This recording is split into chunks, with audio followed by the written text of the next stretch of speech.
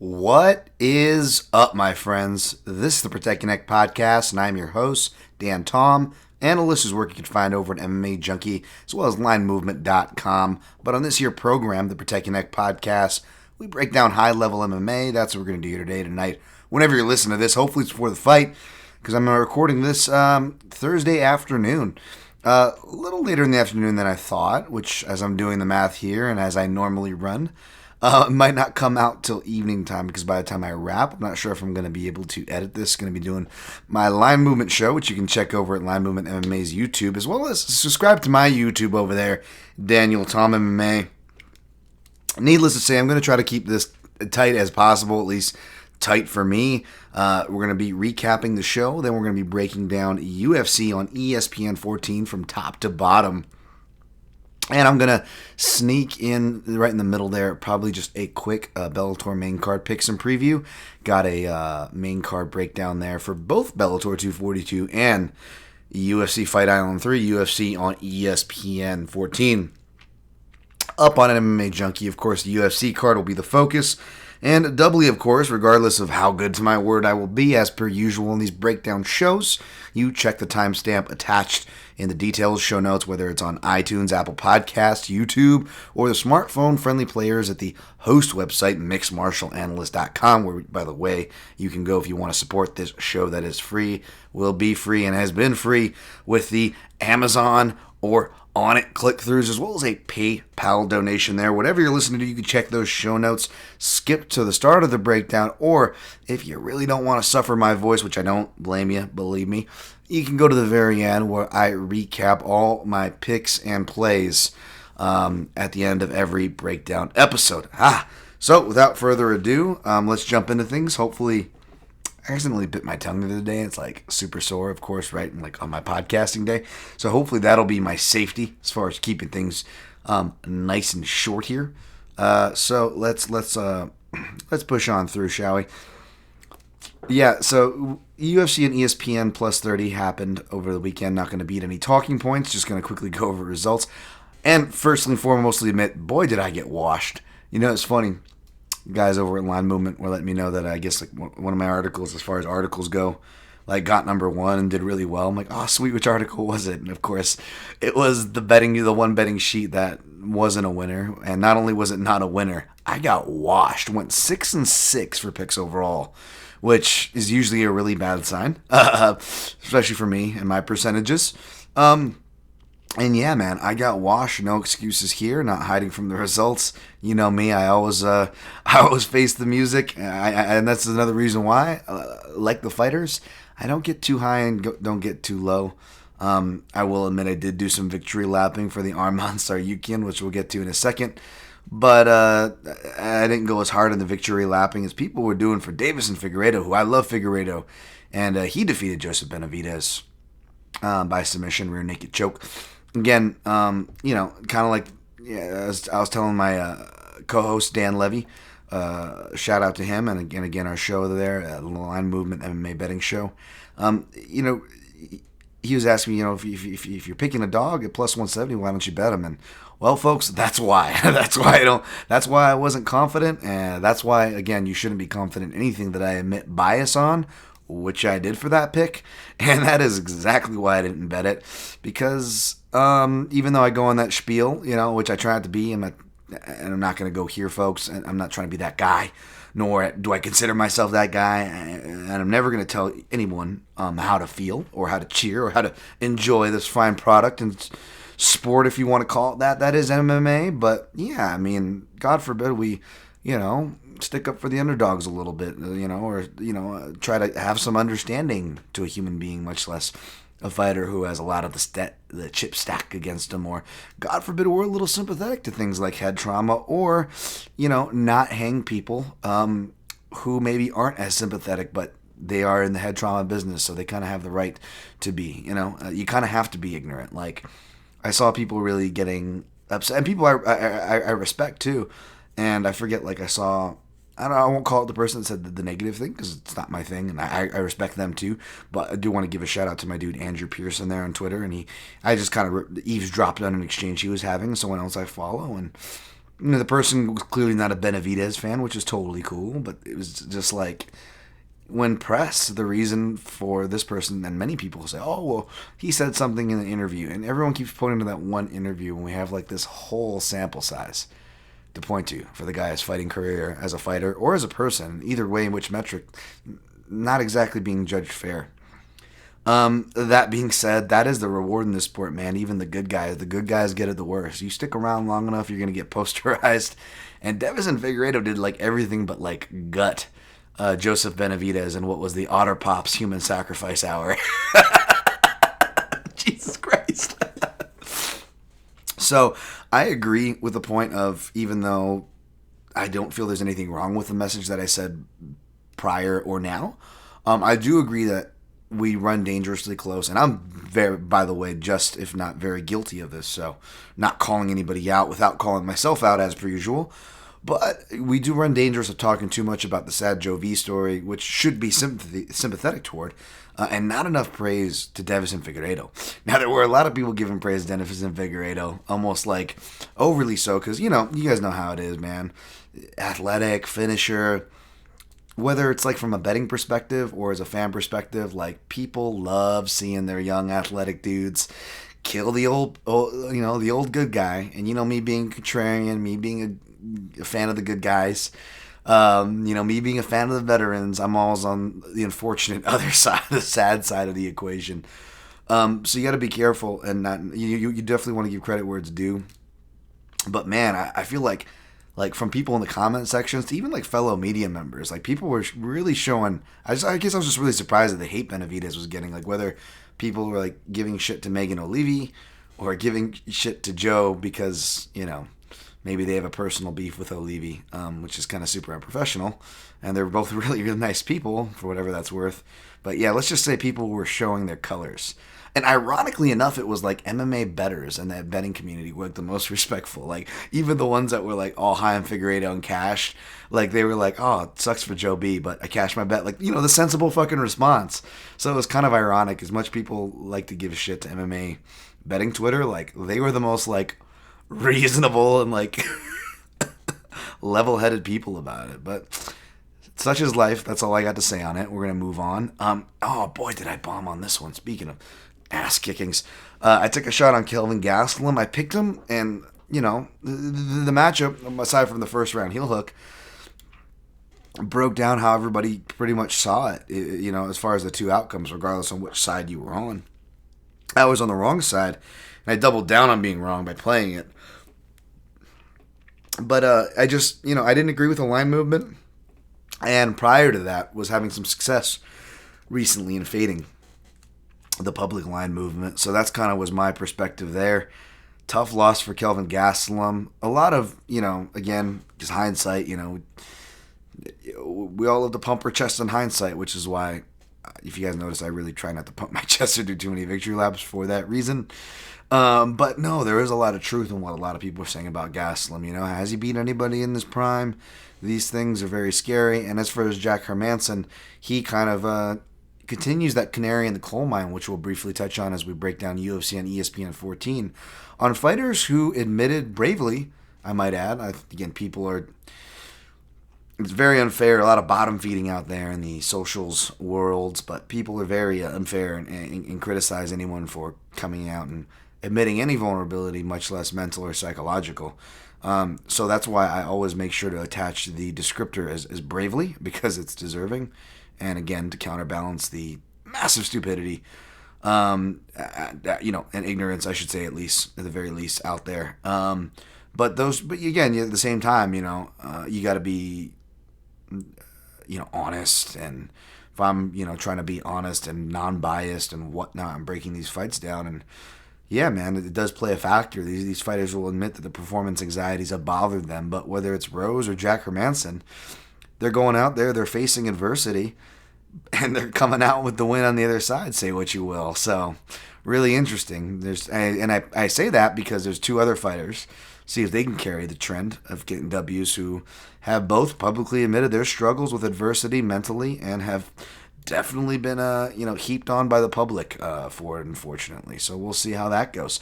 Another straight play that I've ate shit on, and a lot of people did, unless you were, shout out to the Fight Site guys, who are some of the first stands of Rafael Fiziev, defeated Mark Diakiese via unanimous decision.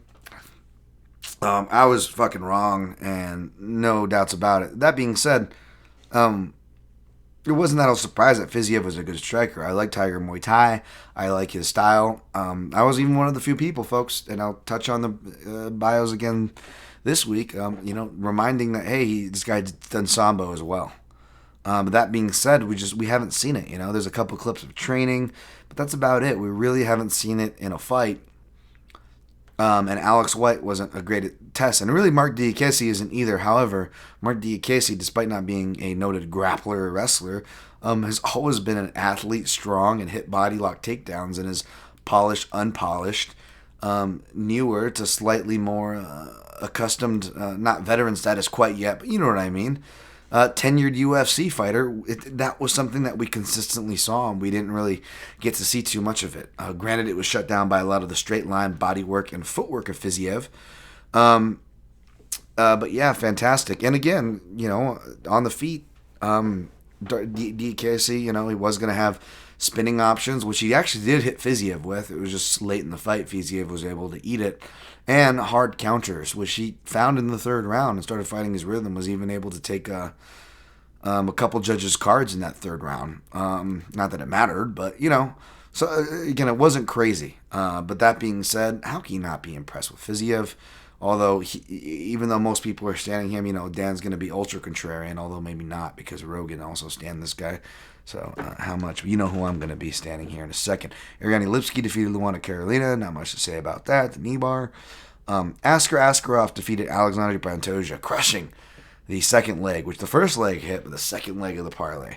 Should have went and just gave a parlay piece. But yeah, this was another hard one to see. I mean, I should have listened to my own advice because, again, who was he hanging out with, folks? Muzzy Sally, Muslim Salikov. And that is a trend we're definitely seeing in Abu Dhabi in these Fight Island cards, right? These OBS, especially when they have the Ahmad and Money Day, they get the action from the judges. We're seeing that. And Askar Askarov already showed that in prior fights. He's got you don't want to go to the judges with this guy. That being said, even though this wasn't an atrocious decision like the Brandon Moreno, this actually was a very defensible decision. I still disagree, and most people that I respect disagree, and most people that I respect, whether you respect them or agree with them, or me, we were all judging based on the criteria of damage and submission catches. And, we saw it earlier in the night that I wasn't sure if it was going to be rewarded, and it was. And then, of course, speaking of consistency and, showing that maybe it's not all jokey, that judges thing that I said, complete opposite way. We're going back to fucking mid-late aughts judging. Oh, takedown wins the whole round. Doesn't matter what the fuck you did with it. Nothing, strikes or submission-wise. When it was Pantoja actually catching multiple submission catches. But at the same time, I don't know what it was, if it was a bad camp or what, but Pantoja, it's not like he's we've seen him overwork himself before in fights, but he can usually recover, and that's usually not the reason why he's losing the fights. He sets a high pace, and people picked him to win, and he was favored to win because of his high pace. That's not abnormal. What's abnormal is him gassing out so fast. He was already gassing out in the beginning of the second and lost control of the fight by the end of it. By that viewpoint, not crazy, not a robbery, nothing like that, folks. Not saying that. Don't get it twisted. That being said, gassed and with the judges in his pocket, Askar Askarov barely skinned by in the skin of his teeth. Now, you should never bet emotionally, and I like Askar Askarov. He's my mom's favorite fighter because my mom found out that he's part deaf, right? My mom, she's not deaf, but I have a lot of deaf people in my family I grew up with, and my mom fluently signs. So it's there's no hate at all. And but that being said, you shouldn't bet with emotion. But that being said, I'm going to pick my spot. For example, if they match up Askarov with Alex Perez, I think, you can bet your ass Dan Tom's going to have action no matter what the line is. That being said, you got to be careful not to bet emotional. But let's just say let's just say I got some money to make back on Askar Askarov, and I'm going to make it a point to pick my spot to do so. So we'll see going forward. Roman Dolidze gets it done in the first round. Oh my gosh. Again, I'm talking about not being, not telling you it's not okay. I laugh at the memes and the Brendan Schaub memes and all that shit too. I'm not saying it's not okay. But after I'm talking about, after I, maybe take a little bit of swing for sensitivity, fucking Kadis Ibragimov, as Zane Simon would say, the pasture boy, or just one of the funniest fighters to, as I mentioned on the last podcast, to fellow analyst Connor Rebush with his to Ed Herman. He just fuels memes, not even just the slumped over after he got KO'd by Dolidze, but even when they were announcing his name, he gives the most awkward, trying to be mean grunt to the camera. It's just, oh man, Team Spectrum, baby. Team Spectrum. Oh, Jesus. All right, let's just leave it at that. Grant Dawson defeated Nanda Armani. Grant Dawson putting it together. And, Nanda Armani, it's a tough run of things. Speaking of tough run of things, man, poor Joseph Duffy. I stayed away for a reason, even though I picked him. And Joel Alvarez gets the guillotine. Tough to see. Wishing Joe Duffy the best. Such a good guy. I'm glad I sprinkled on this, but I can't take credit for it or pump my chest because it wasn't the most confident pick in the world, and it wasn't an official play, so I'm not going to victory lap or pump my chest. But Brett Johns came through against Montel Jackson, who I did sprinkle on, Brett Johns. But more importantly, this was kind of why I was skeptical, you got to be careful, I think I was telling, my co-host Dan on the Line Movement show, I believe, where it's I don't disagree with Montel at all being favored. I'm not saying that was crazy, but perhaps it was the Al Hassan thing. It's just one of my biases. I love pace guys, and if you're gonna be an athlete and be low output and low option, you really got to be good when you do pull the trigger, like a Davison Figueiredo.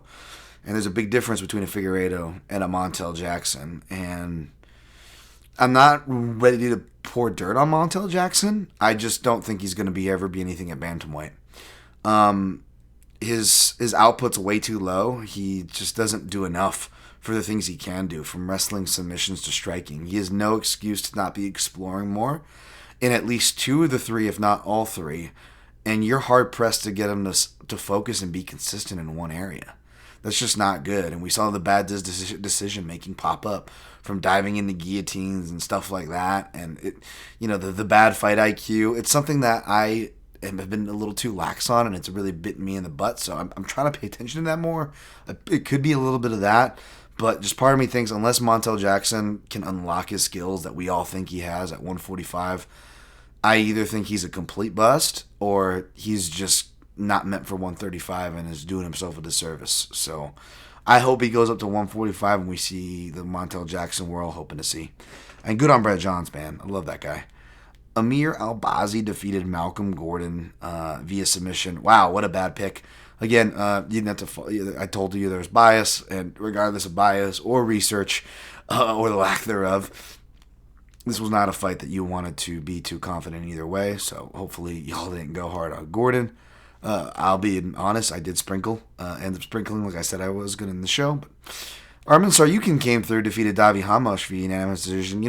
He exceeded my expectations as far as the striking. But other than that, it pretty much went as I thought it was going to go, and as how I broke down. And again, folks, you can't always go down, go off of who someone's facing. Like I said before in the show, about this matchup specifically just last week, when Saryukin, you watch what he does and the decisions that he makes, it's super high level, man. This guy's going to be a fucking problem. And the fact that he was showing things like throwing away the right hand, throwing a left hook, being able to fight at pace, being able to fight smart, and just his wrestling choices, another reason why I thought he would be safe from the guillotine, that I said last week, aside from guillotines not being as big on Hamosh's record as you might suspect with those beefy arms and his aggressive grappling submission style.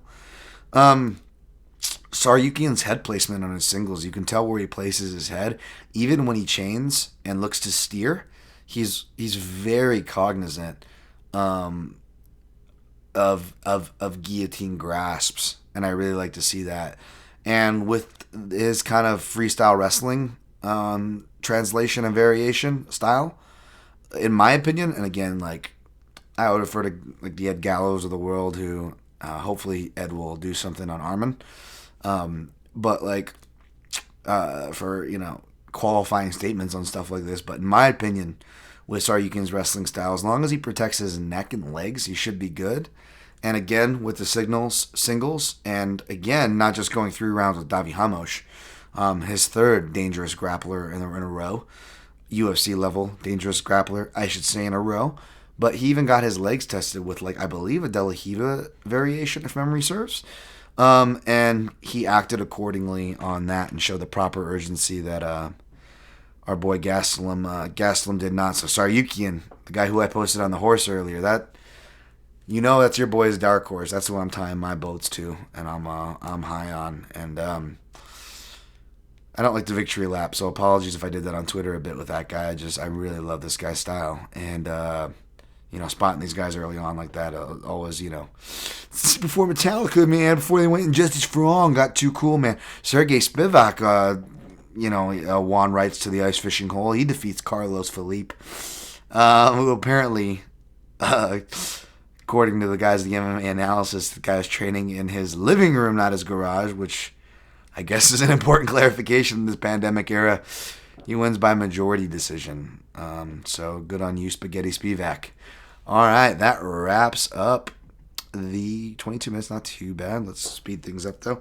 That wraps up is the recap for UFC on ESPN Plus 30. Now, UFC on ESPN 14, headlined by Darren Till versus Robert Whittaker. As I pull up odds for that, we're going to go from top to bottom as per usual. And I'll let you guys know, 15-fight card. Craziness. Crazy. Oh, I forgot to go over some Bellator, didn't I? We'll go over. I'll squeeze the Bellator in really quick firstly. Ashley and Farm Ashley. That'll be really quick. Go to the in-depth. It was fun breaking down Ricky Bandejas. It was a Nicotone, New Jersey guy. Moved down to American Top Team last couple camps. Adding calf kicks and leg kicks to his already potent cross hooks. Would like to see him use his jab more as a long bantamweight. Comes from a wrestling base, but would like to see him build on that more. He usually uses it defensively in a scramble, which will serve him well, and he probably doesn't want to get into ground entanglements, being that Sergio Pettis is now a Brazilian Jiu-Jitsu black belt and has quietly improved his wrestling as well. But Pettis, for that reason, probably minus 160 favorite. Bandejas plus 140. I don't see him submitting Pettis. I don't see him outpointing him. Pettis, great point fighter, and reminding you that he can still get it done inside the distance, which is a rarity for him. But he does have those skills. He does have some decent power despite being a small bantamweight. Showed that even before getting the submission. His pull counters and head kicks, I think, should have play stylistically. He's got to be careful about walking in one of those shifting to southpaw right hook counters that Bandejas does, similar to Jacare Souza. Go to the Junkie Breakdown for more details, but I think it's KO or bust for Bandejas, which means Pettis by decision for me. But I respect Bandejas enough to where I'm probably not going to even touch that. Jordan Mean plus 130, Jason Jackson minus 150. I think that's about right. Jason Jackson's on the come up. I like him. The fact that he's able to beat Kakuno on like 6 days' notice. He already fights and travels overseas in weird circumstances. He seems like a guy who stays ready. He's got those attitude intangibles I talk about. And this is a guy that I interviewed and watched him fight in person. So that's what I got from him. So I think he's going to get it done here. I like Jordan Mean. He's got one of my favorite left hooks to the body in the business, but you can't really depend on him. Taiwan Claxon, I'm a big fan of him. Shared coach there, Neil Melanson. He's got the wrestling background, powerful.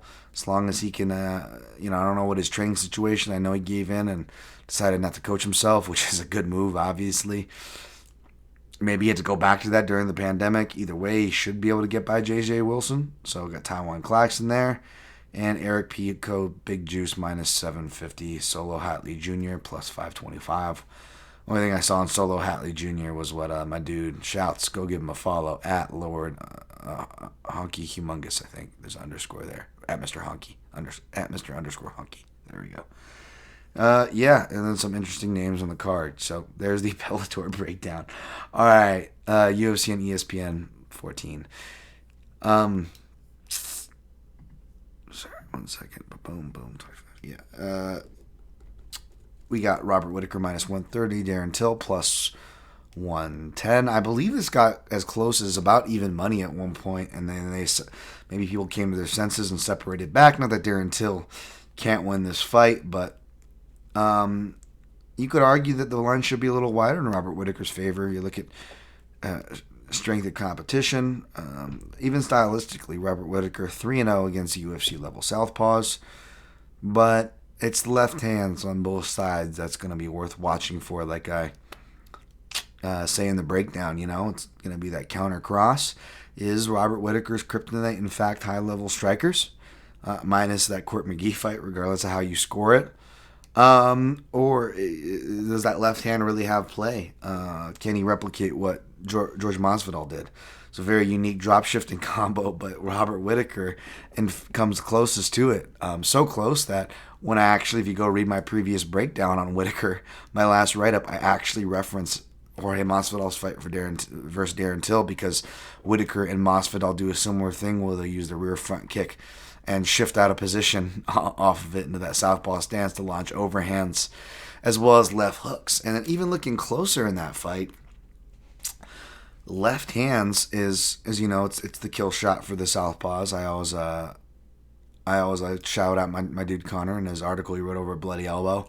But me and him also we also talked about that idea, and he let me know that I'm not crazy when he was on here for the top 5 hook KOs back in the Dizzy. Gotta get Connor back on here, as well as Phil. Gotta reach out to those guys. Enjoy them.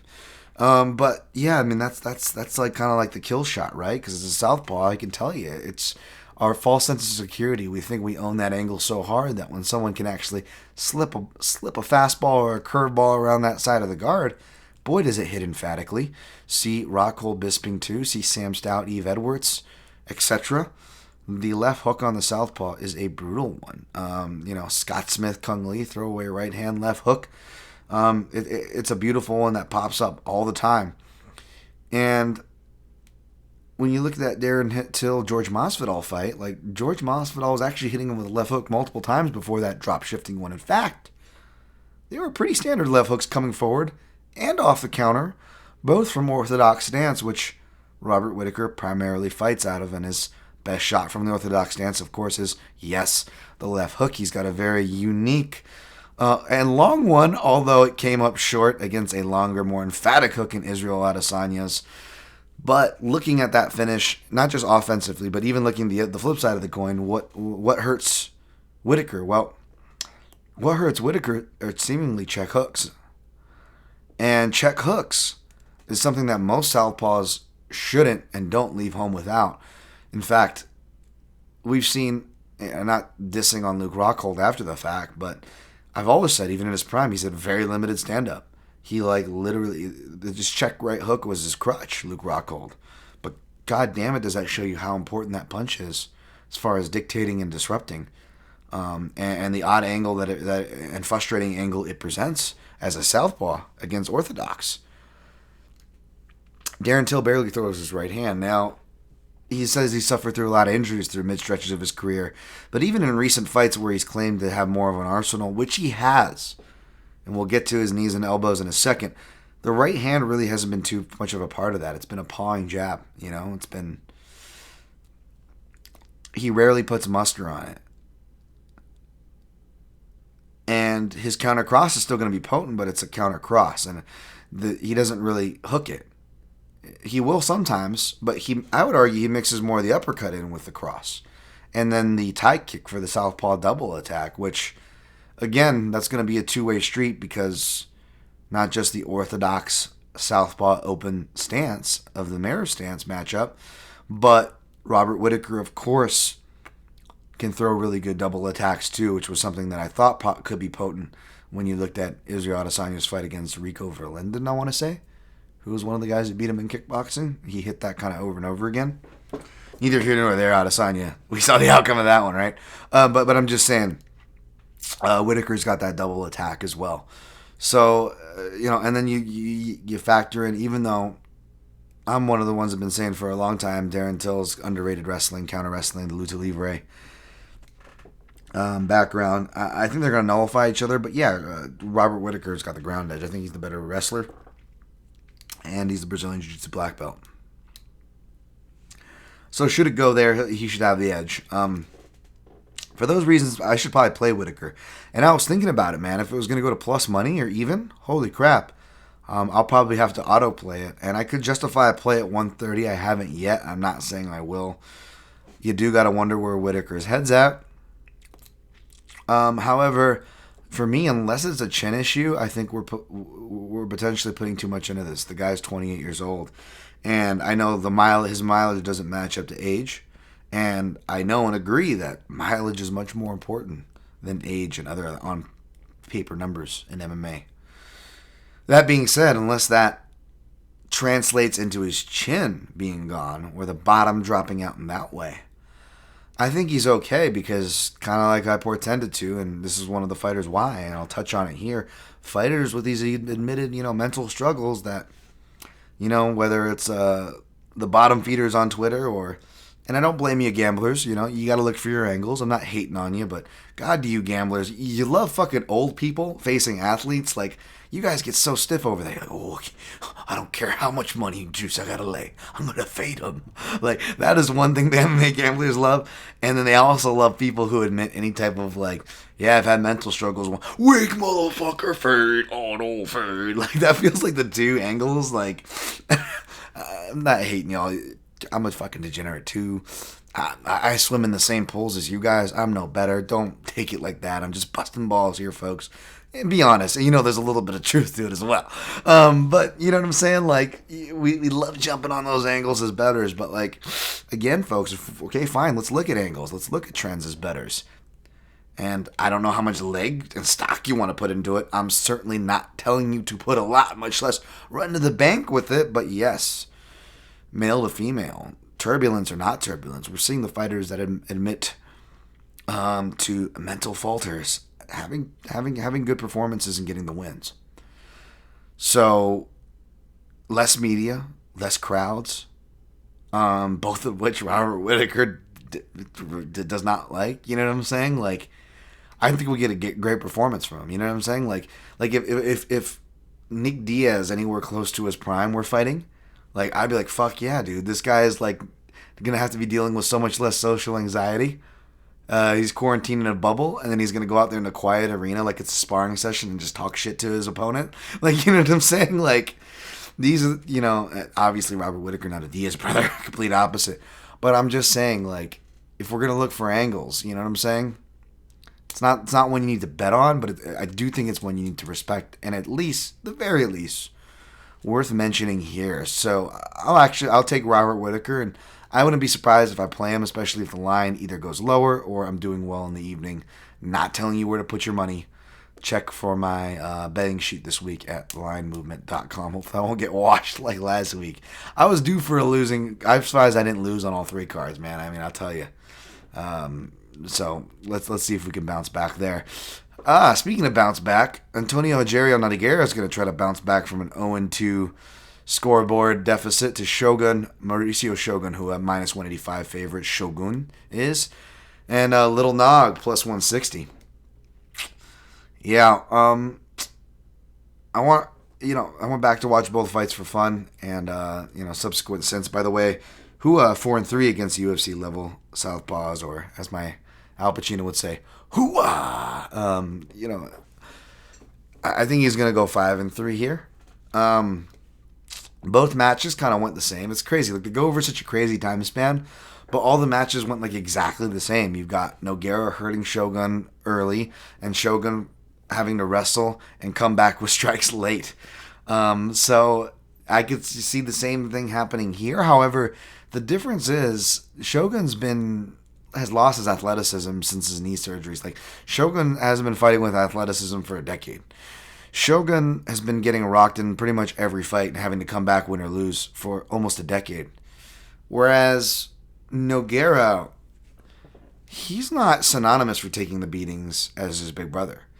And in fact, his mileage, not just his style, supports that / saves him from said mileage we're talking about.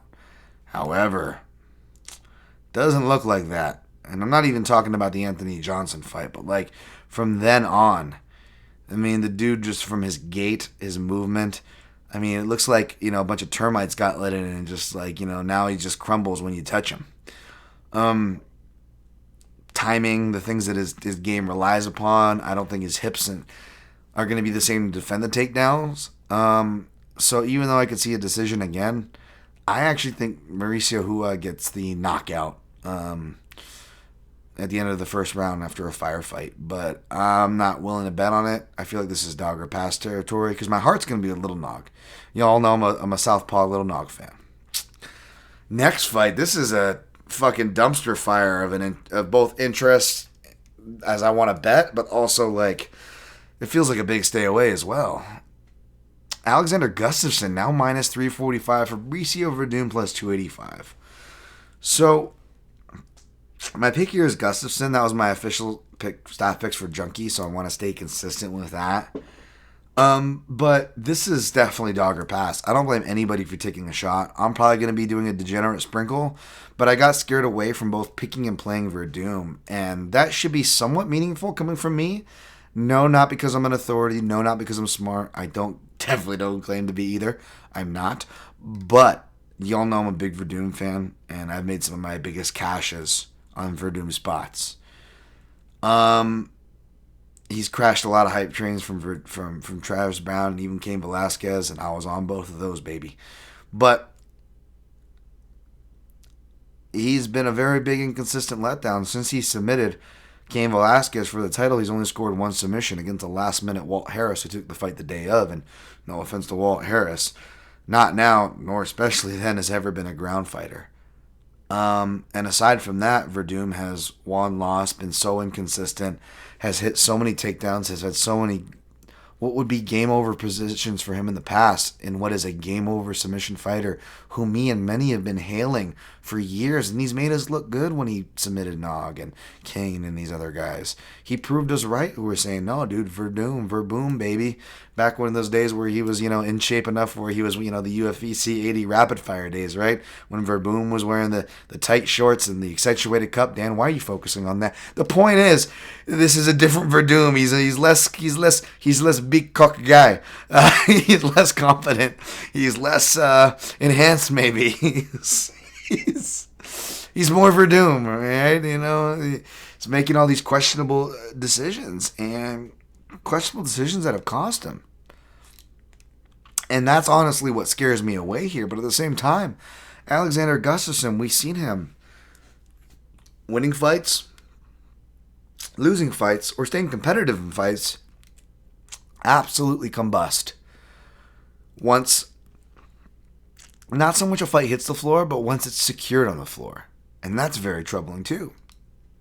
So what if Verdum gets the back mount and all these things? It's going to be game over if Gustafsson quits. But Verdum's gotten the back mount and game over positions against other guys. And I know Olenek deserves some respect on his name, and you want to talk about enhancements, huh? But you know what I'm saying? Like no, but for other guys, like aside from Olenek, like he probably should have finished, and he didn't. So it scares me away. I'm still gonna stick with Gustafsson for a pick. Ain't no way in hell I'm playing that chalk. It's definitely dog or pass. Y'all know I'm rooting for Verdum here, or Verdum bettors at the very least for that number. I don't know if I can. God, these guys I root for, and then it's like, oh, he's a big Karadov guy. I'm like, crap. We'll talk about someone else who you think I might root for and may not in this next matchup, but I'm going to go with Gustafsson. Next fight, Marina Rodriguez, minus 175. Carla Esparza, plus 155. Again, you want to talk about these spots where, like, gambling MMA Twitter get hard on. Like, this is one where I'm like, oh, they're all going to be on Marina. They all love Marina. And I like Marina, too. That's the funny thing. I just picked Cynthia Calvillo against her for the reason we saw in round 3. And that wasn't really a crazy pick. That wasn't a crazy scorecard. That wasn't a crazy pick. And performances since, at least for Calvillo, obviously, kind of proves that, right? That being said, it doesn't mean I hate Marina Rodriguez. I'm a fan of Marina Rodriguez. And I know I just joked about liking unpopular fighters like Verdum or Cormier.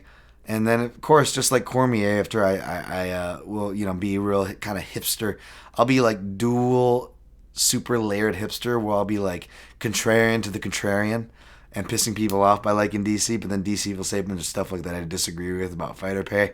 Like, I don't want to be one of those people that reads the headline, so I don't know the context. I'm not going to bury Carla for this because I don't know the context, but I saw her going a similar route to the DC route, and I'm like, go figure. It would, but those of you who figured I'd be picking Carla in the spot, Dan likes the veterans. Oh, Dan likes Carla. Oh, Dan likes to be contrarian and fade the spot, where everybody's, oh, athlete, oh, fuck old people. And Dan likes to, y'all must have forgot, respect, contrarian. No, I'm actually all about Marina Rodriguez in this spot, guys. I don't blame anybody for playing her. I may if the line goes down. I have a feeling a bunch of people are going to be doing their big plays on her. The professional bettors, I'll just say, which is not me, clearly. And I don't blame them, man. I don't blame them if they are. Like, this is totally like the MMA gambling Twitter spot where they're like, oh my God, striker, athlete, youth. Oh, they start like, losing it in their pants before they can make it to the betting window. And usually Dan Tom will, like you saw me in the Cynthia Calvillo fight. I'll be on the other side of that, but Carlos Esparza doesn't counter kicks like a hardwired hair trigger that Calvillo has shown since before she got into the UFC, which again is why I picked her.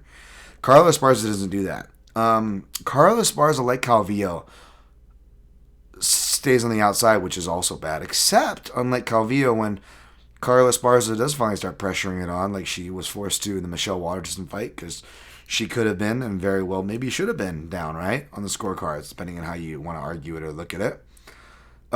What happened? Even when she did pressure and was successful, what did Carla do? Did she go for takedowns? No. She backed up. I don't like that. You can't do that against Marina Rodriguez, who's only going to get better. Sure, she's only a blue belt in Brazilian Jiu-Jitsu, but she's also got some accolades on my sheet here. As far as tournament accolades go, it shows she's competing. More importantly, the in-cage action. When I went back, I don't disagree with it being a 10-8, but if you look closer, she actually got up after taking that beating and gets right back on the clock and doesn't miss a beat, which is huge in that Calvillo fight. Rodriguez did. But also the way she gets up, She keeps a lot of space, from the front headlock position when she tripods up, kind of like Big Nog does, except he doesn't she doesn't dip, she doesn't sit into a deep half. She'll turtle and tripod up to stand, as she should. She's a striker, but she keeps that space between her head and her neck to alleviate any head and arm threats and keep an open pathway to breathe. Little things. People are going to compare her to Yen Jacek because she's got the weird skinny chick, horny dude MMA vibe, and she kickboxes and whatever, right? Whatever you want to say, foreign, whatever, like. But no, here's why you should compare her to Yen Jacek. For the same reason why you should credit Yen Jacek, which no one ever fucking brings up. It's the single leg get up, goddammit. Everyone's focused on their striking, but they're not realizing that these strikers of all people, that these ladies of all people, are doing some of the most underrated wrestling, MMA, fucking smart-centric get-ups that should be doing something I always preach, which is single legs. Get in on a single, re-wrestle, get back into the fight. Don't go flat. If you want to get up, use a single. Don't use an underhook get up and get countered by a Darce or a guillotine. Use a single to re-wrestle back into the fight. You get top position, or like Yen Jacek or Rodriguez shows to do against Cynthia Calvillo, you swim in for that single and you use it to stand. My God, is it a smart move? My God, is it not utilized enough? And Marina Rodriguez gets massive points for using it. Does that mean she's going to win here? No, if she loses, I'd be happy for Carla. But I can't pick Carla here. I like Marina Rodriguez in the spot. Good luck to you if you bet her, you savages. Paul Craig, who did open as the dog, money came in on him. He is now the favorite, minus 135, with a comeback on Gadzhimurad Antigulov, plus 115. Apparently, everybody is, in fact, anti-Gulov, and they are not pro-Gulov by the way they are betting. I as well am anti-Gulov here because I am picking Paul Craig, and Although minus 135, I probably will play him as a kind of a hedge in case it goes to decision. I don't really see it. I'm going to be on the submission prop. I got it for plus 170. Don't be surprised to see that, amongst other things, end up on my line movement MMA betting sheet. It's a plus angle, and you don't have to play it because minus 135, despite being favorite odds, is a fine point of entry from a point of entry perspective. However, whether it's the prospect of betting chalk money on a guy like Paul Craig, or just the fact that I just see this fight ending no other way, is that it's going to be submission. Gazimur Antigulov doesn't have the process or really the power to finish things on the feet like he has before, but like Paul Craig shows he can get rocked and you're going to fall him to the ground, which Gazimurov will do, or he'll take him down. It's like, okay, if he does get the takedown, good on you, but then you're in Paul Craig's guard, who is live from rounds 1 to round 3. Paul Craig also showing improved wrestling of his own with double legs, like on Ankalaev and Krut, albeit he spammed that a little too much and didn't play his position safe, hence him getting tired, giving up the Kimura sweep and finished. But yeah, he's improving his skills all around. And Gadzhimurov Antigulov, yeah, he's fought in ACB, which I respect. The region, yes, he actually is a Russian, not like hailing from another region and it's not as strong or something. Yes, he's got the master of sports in wrestling, but they're not all created equal, folks. Antigulov doesn't impress me. He's really bread and butter vanilla guy. And if he can't get his game going in what's not competitive divisions regionally for the most part, he's having trouble, man, against who he's having trouble with. I don't like it. I think he either combusts and gets subbed, or he does really well until he runs out of gas and then combusts and gets subbed. So all paths lead to submission, and for plus money, I'm going to play it. Let's see. Hopefully I don't eat shit on that one. All right, next fight. Alex Oliveira versus Peter Sabota. The wire. Oliveira minus 165. Sabota, a little bit of money coming in on plus 145, although it really hasn't moved much from the opener, which I get why. Oliveira more consistent, but you can't trust him because he's Alex Oliveira. And Sabota, he just doesn't fight that much, and even though he's older, he's not as old as you would think. And even though he's been fighting for a while, he's still showing to learn new tricks, and his stand-up's improving. But Alex Oliveira, as I have written down here, he's actually 3-0-1 against UFC southpaws. Say what you will about that Tim Means fight, as that fight looks less weird as time goes on, right? Because the Tim Means trajectory, and I hate to say it, because y'all know I'm a big Tim Means fan. But Alex Oliveira has finished and had some of his best performances against southpaws, whether it's a technical southpaw like Tim Means, a flashy southpaw like Pedersoli, or a nuts and bolts southpaw with a heavily grappling level-changing threat like Ryan LaFleur, which is probably more apropos to this matchup, even though Sabota's a better grappler or better striker than LaFleur. As far as striking with a guy where you got to worry about the level-changing threat. Again, that changes the dynamic for both guys, right? Nevertheless, Cowboy Oliveira's had his best performances. I also wrote here he was 1-0 against female officials. Follow me on @DanTomMMA on Twitter. I tweeted out earlier, I found this last night when I was taping. I couldn't stop laughing about it. Like, he knocks out Ryan LaFleur, and they're like, move of the night. And they're talking about it, and I don't know if the commentators catch it because it's like in the background. And you see Cowboy, he's like hugging Alex Davis, his manager, like, yes, good job, you won. And then he like moves on, and he starts kind of like going pacing, and you see him like see a female official behind Alex Davis out of the corner of his eye, and then you see him double take. And without missing a beat, Alex Oliveira just swaggers over, smiles, puts his cowboy... I love it because he actually puts his cowboy hat on, and he starts going into cowboy mode, but like he literally puts his hands on this girl, and he starts fucking groping her, like literally by her shoulders toward her chest area, until thankfully at this point, Alex Davis like spots it out of the corner of his eye and immediately knows who his client is and intervenes and saves that poor lady. You heard a rope-a-dope, like, Cowboy Oliveira with his lasso. He's looking a rope and grope, Jesus Christ. That's not something to joke about, Dan. Sorry. I was just like, Jesus, Cowboy, you can't just touch women. Like, the way he goes, he literally treats the woman like she's an object. I'm like, Jesus Christ, Cowboy. Oh, my God. All the stereotypes about you are so true, aren't they? Jesus. Like, he has no chill. Like, I just thought of, was it Brody from Mallrats? He's a walking hard-on just looking for a hole. Talking about Ben Affleck.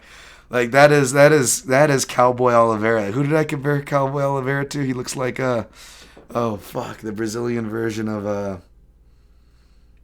oh, Jesus. It was, he is like, because, like, it's funny, because, like, you wouldn't think, like, when I first saw this guy, I'm like, ooh, this guy looks like he's kind of a creepy dude. Like, oh, he's a bull rider? I'm like, ooh, wow, this guy's kind of like a creepy dude, right? But then, like, you know, because when you see him, he looks like the Brazilian version of the bad guy from Grease.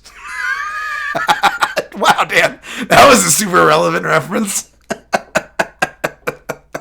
He's got the pock face and everything. Jesus. Wow, Dan, you are not being kind to Cowboy. I'm just saying, like, you wouldn't expect him, but, like, the dude just does not care. He's all about confidence, man. He shows you. Not that I'm saying you should do that, folks. You should. Cowboy still needs to learn, you know, a couple important things in life, like consent. And, oh, Jesus Christ. All right, where is this breakdown going? Boy. Anyways, I'm going to take Cowboy Oliveira here, I guess is what I'm trying to say. But I wouldn't be surprised if Peter Sabata upsets him. Is able to get the grappling fight that he wants. So I stayed away, and I think most people are. I don't have a good angle on this one, folks. Sorry. Khamzat Chimaev minus 1250 versus Reese McKee plus 800. Yeah, man. Not much to say. You guys know I'm high on Chimaev, just like Arman Tsarukyan. Doesn't matter the level of competition when it comes to certain guys with a certain wrestling technique and know how to apply it in MMA striking and submission standards. And he does, baby. He does. His striking's not bad either, folks. I said that before, and I think more clips have surfaced as such since, as Khamzat has attracted a lot of attention. But yes, you know, John Phillips is not other fighters, but Reese McKee's not John Phillips either. Reese McKee, root for this guy. Hopefully he gets a more well-matched fight. I don't disagree that him going up to welterweight, he's not outsized for it, but he mainly fights lightweights for the most of his career, and his biggest victories have been over like guys like Richie Smullen, like at featherweight. You know what I'm saying? Like, or who are featherweight, mainly career featherweights. So it's, and whereas Khamzat is a giant wrestling welterweight who trains with, we just saw thrash at middleweight and trains with light heavyweight / heavyweights and Alexander Gustafsson. So, yeah. I wonder if that's why Gus, by the way, is another reason why I'm scared of Gus, because he talked about retiring. I wonder if that's why, not just hard losses, but like it's a mix of like getting your hopes up and then losing, obviously. But then it's like, what am I going to do? Go back to the drawing board, go back to camp where I'm getting my ass kicked by a welterweight, some young kid named Khamzat Chimaev that the world doesn't know? Like, what if this guy's just beating Gus's ass? You know, which is why Gus says he's like the most hardest training partner he's ever had. You know what I'm saying? I don't know. Side note. Either way, I think Chimaev rolls here. Minus 420 inside the distance is ridiculous chalk. I don't have an angle for you to play here. But I think he gets it done, and hopefully Reese McKee gets a kinder matchup after this. Wow, next line keeps going down. What the fuck am I missing here? Francisco Trinaldo, minus 130. Jai Herbert, plus 110. I actually did somewhat decent research in this fight, and yeah, I'm picking Trinaldo here. I actually played him, full disclosure, at minus 140. I thought that was more than playable. He opened at minus 180, which is fine and fair. And even that, you could even argue perhaps a little more. I don't know if it's just because of age, but like, Jai Herbert isn't in his 20s, folks. He is athletic. He's a lot to like, and we'll get to him in a second. But the guy is 33 years old. He didn't come from a wrestling or boxing background. He doesn't even have an athletics background. He only started doing this fighting thing, to his own admission, 7 years ago. You guys know where Francisco Massaranduba was 7 years ago? So 7 years now you're going to make your UFC debut against Massaranduba Trinaldo? Like, is he getting big hype from the people he's training with. It's a respectable school, Renegade Jiu-Jitsu, as far as English camp goes, but it's not like, oh my god, right? Like the dude's a blue belt in Jiu-Jitsu, and it's got the regional titles. He got knocked out by Reese McKee. Granted, I think that was just like a perfect play shot. He's slipping lazily with his hands down. Things happen, but Reese McKee is not like he's more of a technique guy. He's admittedly not like a one-shot knockout guy. He even says that himself, and he knocked out Jai Herbert cold. But Jai Herbert, who is more, he's got power and can stop you too. He's got more precise and more power than Reese McKee, but he's not some like Justin Gaethje power at 155. And even then, Francisco Trinaldo, who's fought as high as middleweight, how many times has he been stopped by strikes? 0? So this guy's going to come in and stop him? Jai Herbert's got a nice right hand, and right hand is the shot for southpaws, but to me it looks like he really needs his jab to get his rhythm and line up his right hand, like a lot of fighters. But he's one of the fundamental guys, which is a good thing, but he's fundamental in that sense. When you face a southpaw, your jabbing line is muddied. And I went back and watched all the fights I could get a hold of from his knockout loss onward. And you know how many southpaws Jai Herbert faced? 0. I can't even think of any notable names off the top of my head from Renegade Jiu-Jitsu in his camp, much less southpaws. Even at top-level camps, top-level southpaws are hard to come by at a top-level camp in a non-pandemic era. What kind of southpaw selection is he getting to train with in his camp in a pandemic era?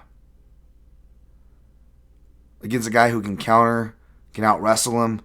And Francisco Trinaldo, okay, is it a fade on Trinaldo because he's 41? He is really old. It's a lighter weight class, but has Trinaldo been a guy that's ever really had trouble making weight? No. He's not killing himself with these weight cuts. When he's fighting at middleweight, he just shouldn't have been fighting high. The dude's only 5'9". He's thick built. But it's not like he's killing himself for these cuts. Is he getting rocked in every fight? No, he's not getting rocked a lot at all. Sure, he's not the most high output guy, but he's not just a knockout guy either. Francisco Trinaldo is actually a deceptively good round winner. Whether he's pressuring or countering, he's the guy who lands the big shots. He's the guy who gets the knockdowns. And even though he doesn't secure position as well as he should be for Brazilian Jiu-Jitsu brown belt, which will still put him at a higher accolade level than Herbert, he still lands those high amplitude takedowns that score heavily with all eras of judging. Much less in the era that should be favoring him, that we're trending toward now, right? Damage. Significant damage. But even without that argument, you just look at the sheer numbers. And Francisco Trinaldo, even on the low output rounds, which, again, there's nothing wrong with being a guy that can throw 7 strikes and win a round. That's fine. Good. I'm glad you don't necessarily have to completely wash a guy and throw out your gas tank to win a round. That's actually a good skill to have. But yeah, sorry, I kind of lost my track of thought there. But like, yeah, what am I missing? Like, he's not. Like age and stuff. Like, but if you look at just the numbers, like his output's not going down. Both his output thrown and landed are all trending upwards as the round goes on. In fact, in his last fight, he's out there throwing cartwheel kicks in the 3rd round. Like, he's still never been stopped. He's not getting rocked. He's not slowing down. He's still throwing even crazier stuff. More athletic and agile stuff. He's still doing takedowns. Like, he's going against every trend that an aging fighter typically shows. So aside from the number on the paper, what, may I ask, are people fading? Again, folks, I'll be the first to admit if I'm wrong, like I always am. I have no issue with that. I don't hide or cushion any of my, or take back my, I'll stand by these words, folks. I'll eat shit. It's like, what am I missing here? I went to both these guys' social medias. It looks like they're roughly getting the same exposure to training. I don't see it. I really don't see it. He doesn't have the judge's edge. Like a lot, you can accuse like he doesn't have the Askarov edge on the scorecards. He doesn't have any connections there. Like what's going on here? Anyways, I don't be surprised to see this pop up on my betting sheet for line movement. But yeah, I played that sucker straight up. Nicholas Dalby minus 255. Jesse Ronson plus 215. Dalby seemed like a popular parlay piece, and I went to investigate it. And I'm picking Dalby here for his output, but it's dangerous because, it's not like your typical, like the last fight, where, okay, if Dalby can take the ass kicking up front, he can come back the other 2 rounds. You guys know I'm all about those guys. I would even argue those are some of my stronger reads. But I don't think, even though I'm essentially picking that angle, Dalby for his pace, I don't think it's that clean or hard of a cut when outlining this matchup as I take a sip of water here. Ronson, those struggles against wrestlers, Dalby actually not that kind of a wrestler, although he will go for the takedowns, and I do suspect he will, and it will help his efforts, which is why I'm picking him to win. But again, on his side of it, he's not the typical accolade grappler, whether it's like the Nathan Schulte with his Diego Sanchez, like pace and pressure in judo, or the Kevin Lee's early pace and pressure in wrestling, right? We've seen those things give him problems. But on the Ronson side, you forget this guy comes from a wrestling base. Granted, it only is good enough to keep him scrambling and surviving in those higher level matchups that I just mentioned. But he does know how. It's not like he doesn't know how to wrestle, which is the point of me bringing it up. And as I see here on my profile list in front of me, he's like amongst top 3 as far as most kickboxing accolades on this card. Masaranduba's got quite a few, and again, these aren't K1 high level. They're not fighting stadium, shows in Muay Thai. But I mean, as far as regional kickboxing, regional sec Thai boxing stuff goes, it shows me that they're putting effort and time there, and that does count for something, right? So yeah, and Ronson's style. I mean, he loves to shift forward in combination, southpaw, go into the body. Like he does a lot of things that I like, and those body shots would be great against Nicholas Dalby, but he's going to have to be more potent off the counter than perhaps he is normally. Because that's where Dalby tends to have the most problem, where he gets caught the most, getting hurt. And Dalby, surprisingly, opposite record against Southpaws is Alex Oliveira, whom he just beat. He is 0-3-1 against UFC level Southpaws. That's interesting. However, I believe he was set to face a southpaw before this. So he was getting another shot at a southpaw in, Danny Hot Chocolate Roberts. So the fact that he was already preparing for a southpaw and Ronson coming in at short notice, and even though I think Ronson actually is probably meant to be at welterweight, is career lightweight, I'll take Dalby here. But I'm not as confident as the line says. Good luck if you're playing them. All right. Next fight, I'll probably have to add onto my avoid list, although I was interested in it. I wasn't sure what side, but I didn't look into this one. Tom Aspinall minus 240, Jake Collier plus 200. I'll take Aspinall because it looks like he's got KO power, natural heavyweight, and I think even though he's only got one heel hook, I think he's a Brazilian Jiu-Jitsu black belt, so he is mainly a grappler. Whereas Collier looks pretty well-rounded, but I haven't caught up with him recently. Perhaps it's better that he's fighting at 205, but I always remember him fighting at 85. And unless you're an athlete, you're not necessarily going to go from 185 to 205 or 205 to heavyweight and have that athletic edge. It doesn't necessarily play out that way, like we like to think it does. So yeah, I'll take Aspinall, but I didn't research that fight, folks. So don't take me too hard there.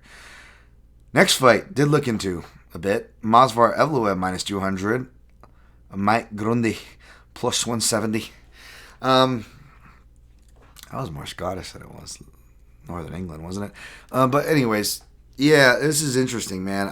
I agree with Evloev being favored, and I'm picking him, but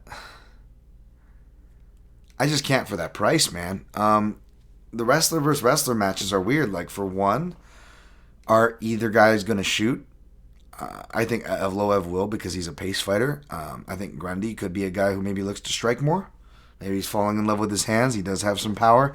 And he is doing some nice things on the feet, even though he did get rocked twice by Dan Niramani in that fight.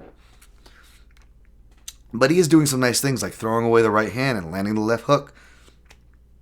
Or he's doing his Darren Till impression, but from the opposite side. Looking to get the inside angle on the cross, counter cross. But I like Evloev's boxing technique better. Evloev consistently moves his head with his punches, goes to the body much more, flows, changes his level, rolls, slips. I love it. Evloev's a Greco guy, which I love. And ironically, Greco guys seem to do the best chaining, from Randy Couture to Cormier. Like, these guys do really decent chaining, you know. And I say that because, especially, and I'm no pro. I'll refer to the guys like the Ed Gallows of the world. But, you know, if you want to stereotype as an outsider, a non-wrestler, we look at, okay, a Greco guy, upper body strength, competition, not allowed to attack the legs.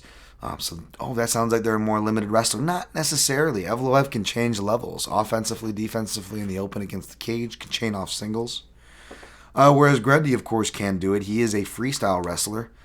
Except Grundy actually has more, at least listed. Who knows what Evloev's doing behind the scenes. But Grundy has more grappling accolades from wrestling standpoint, and as well as a submission grappling standpoint. So Grundy could be the slightly better mat wrestler, at least within MMA, or a submission grappling standpoint, at least. That being said, even if he's winning this fight, and even if we see him win the wrestling, I don't know if he's going to win it long enough to be subbing Evloev, who my guess has a better tank. Grundy hasn't gone the distance a lot, but between his musculature, his energy that he puts out there, and obviously the overall hardlining record of his sample size, of his record, I should say, he definitely does seem like, I don't know if he's do or die. I don't want to characterize him quite like that, like he's going to implode. But whether it's psychology, gas tank, or a little bit of column A and a little column B, I think it's safe to say Evloev, regardless of what you think of him fighting at 145 pounds, is better built to go to the scorecards, is better built to win rounds. And I actually like Evloev fighting at the higher weight because it's healthier. And B, from a stylistic standpoint, something Frankie Edgar has proved to us back in the day, when you have wrestling, or Randy Couture again, when you have wrestling, you can be the smaller guy and compete. You got to have that wrestling, though. And Evloev does. He self-admittedly doesn't have the power, which is worrisome. Again, I'm a volume guy. I don't hate on guys that don't have power. That being said, it's nice to have that option to win the fight, especially if Grundy is shown he can be rocked. So we'll see if anything happens there. I think Evloev's going to outpace him, but I don't like the number. I think the number is a little too wide. All right, up next, IFL special. He's looking for a short on Fight Island. You better give it to him, or watch out and feel the wrath of Tanner Bowser. Minus 270 for Tanner Bowser against Rafael Pessoa. Plus 230. Yeah, man. I didn't go back to watch any Pessoa's fights, but I just remember being very unimpressed by Gon. And I'm surprised, win or lose, that he made it to decision in his last fight. Not that it's impressive to beat or go to the decision against Jeff Hughes. No offense, Jeff. By the way, is Jeff Hughes the dude with the Comfort Life tattoo? And what is that? Because when I type it in, like, either anime stuff comes up or some possible Nazi stuff comes up. And, well, he's a white dude with a shaved head from the middle America. I'm just saying, he could be an anime fan. All right, Dan, this is not the place to get to the bottom of that barrel, because it'll disappoint you, as it does with most MMA fighters when you want to look at the lineage of their tattoos. Anyways, what the fuck was I on? Yeah, anyways, I'm not impressed. I'm even less impressed with Pessoa when I go read his bio, and he has no athletic background, no rank. The kid didn't even play soccer growing up. And you know how long he's been fighting? Not much longer than it's going to show up on his record, because he himself states he got into MMA about 4 years ago. So that means like a year ago you were fighting fucking Cyril Gahn. So like with 3 years with no athletic background, like there you are.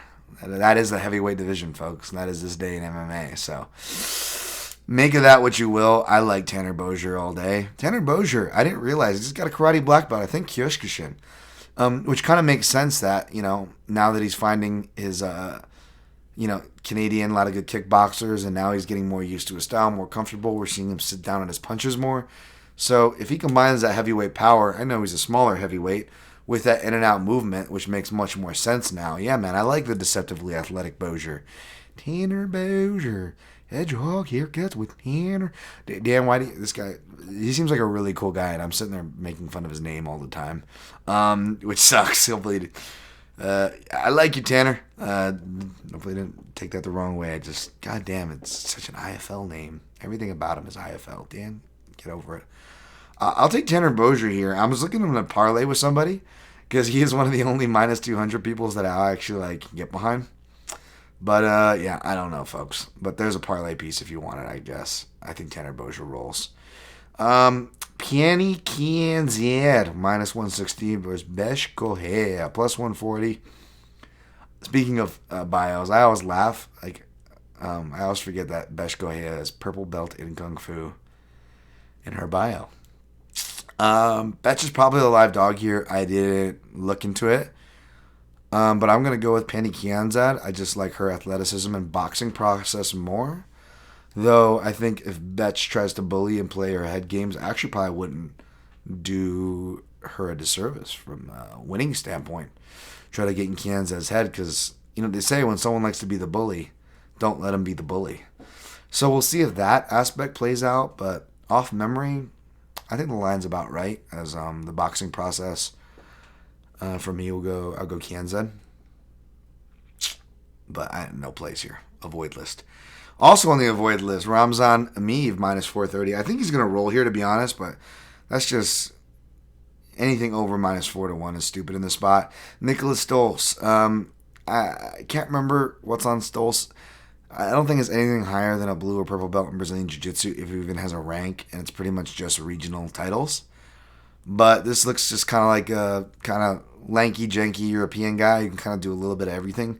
He can change his level and shoot doubles. He's got some decent submissions, but I don't think the wrestling or the submissions are going to be enough to control Ameev, who will probably make this a boring fight and push Stoltz against the cage, because that's what Ameev does. And from the little footage of John Janka and another fight that I saw of Stoltz, he looks like he likes to circle around that cage anyways and put himself there, which is going to do half the battle for Ramzan Ameev. So I know Ameev was a letdown in a recent spot, but I don't see how his experience and style don't allow him to roll here.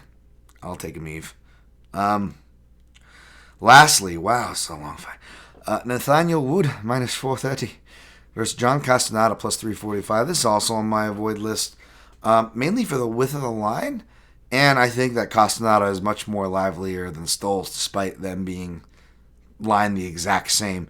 Castaneda was a D2 wrestler, and he fought deceptive experience, folks, if you go look at his records, including guys who I have a lot of respect for, like Gustavo Lopez. He beat him, and you guys saw, even in the loss, why I and many respected Gustavo, who also is a really good wrestler, submission wrestler, by the way, who's got a chin, is not afraid to scrap. But, yeah, Castaneda has got some really good experience. He's super scrappy.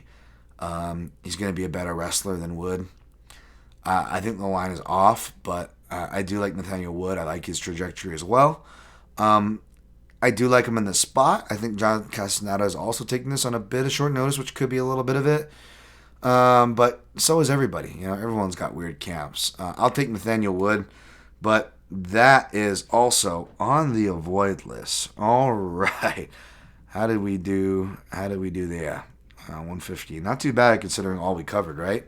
All right, starting with Bellator, taking Sergio Pettis over Ricky Bandejas, taking Jason Jackson over Jordan Mean, taking Taiwan Claxton over J.J. Wilson, taking Aaron Pico over Solo Hatley Jr., recapping UFC and the picks and plays there, taking Robert Whittaker over Darren Till. Boch, Dan, you talked about Till, but you didn't say the fucking Boch.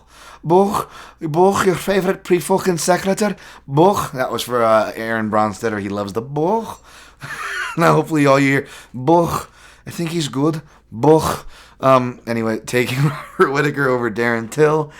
Taking Shogun Hua over Antonio Agerio Nogueira, Little Nog. Taking Alexander Gustafsson, not very confidently, over Fabricio Verbalo, Verdum. Taking Marina Rodriguez over Carla Esparza, Pinche Fresa. Taking Paul Craig Bergi. It's not exactly the sick boy method. Nothing can outrun a Grey Scotsman over Gadzimura Vantigulov. Nobody's pro Gulov. Taking Alex Oliveira over Peter Sabota. Taking Hamza Jimaev over Reese McKee. Taking Francisco Massa Randuba Trinaldo over Jai Herbert. Taking Nicholas Dalby over Jesse Ronson. Taking Tom Aspinall over Jake Collier. Taking Mazvar Evloev over Mike Grundy. Taking Tanner Bouchard over Rafael Pistol. Taking Penny Kianzad over Besh Kohea. Taking Ramzan Amiv over Nicholas Stoles. Taking Nathaniel Wood over John Castaneda. Tanner Bozier's probably a good parlay piece, although I don't have a parlay to give you. Straight plays, I played Trinaldo at minus 130, now at minus 130, minus 140, now at minus 130. I played him for 1 unit. I took Craig by sub at plus 170.75 units. That's all for now. I may add to that. Check out linemovement.com for any of those. On my avoid list, Wood Castaneda, Emiv Stoles, Kian Zed Kohea. Check out linemovementmma.com for my betting sheet. Subscribe to the YouTube channel, linemovement.com, for the betting show. While you're there, give this video a like if you're listening to it. The YouTube version, of course. Subscribe to my channel, my measly subscriber count. I don't think I'm over 200, folks. How pathetic is that? Daniel, Tom, MMA. The best thing you can do, which is also free aside from giving likes, shares, or, positive comments and reviews on Apple Podcasts, which do help, folks. Thank you, is sharing. Tag me, tag the podcast. I'll give you retweets as I can catch them. I'm usually pretty good about that. I'm not a good self-promoter. I don't like doing that, but I will help promote you. If you are helping share the show, I do appreciate that. The show is free. It always has been free for almost, 4 years and running now. Going to try to keep it that way, or will keep it that way. So please, anything you can have to support. If you do want to support beyond sharing, go to mixedmartialanalyst.com, the host website for the podcast.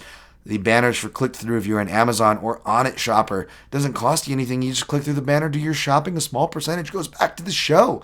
As you can tell from video to audio, I have been putting money back into this bad boy. It is going to a good place, especially if you are also kind enough to make a straight-up PayPal donation, which thank you guys for that. All right. Go check out my in-depths at MMAJunkie.com. You know that's my main home, as well as linemovement.com, mixedmartialanalyst.com, at DanTomMMA. Good luck on your picks and plays this weekend, and always protect your neck.